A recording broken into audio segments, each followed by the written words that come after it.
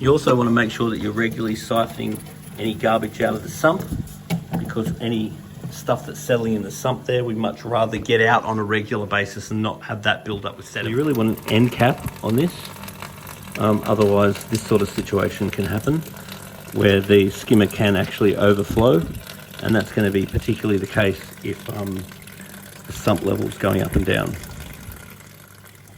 And blocking that off is going to help. But if your skimmer is frothing too high, then there's a tap here. You've got to open this tap up, and then you should see the froth level in here go down. If you close the tap off, then you'll see the froth level go up.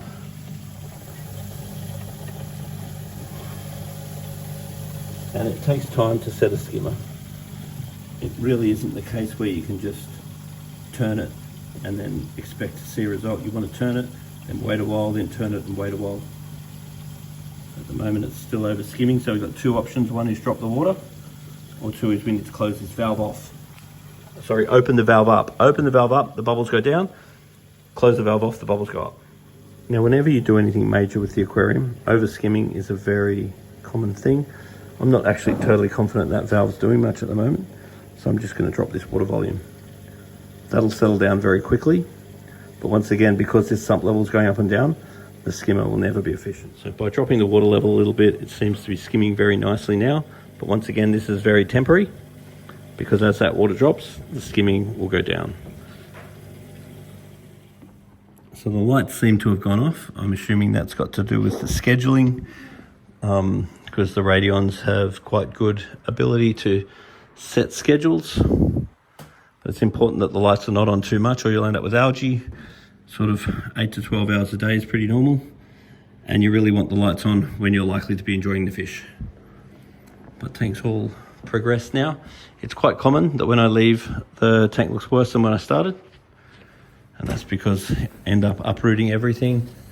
But in a perfect world, I'd love to see this tank get a spring clean. And I'd love an auto top up on the sump. And I would definitely look at a dosing pump. I wouldn't mind checking the light settings too when the app's available to see how they're set. But as far as the corals that are in there are concerned, they look wonderful. Now, because there is a fair bit of sediment building in the tank, I'm going to add some copepods.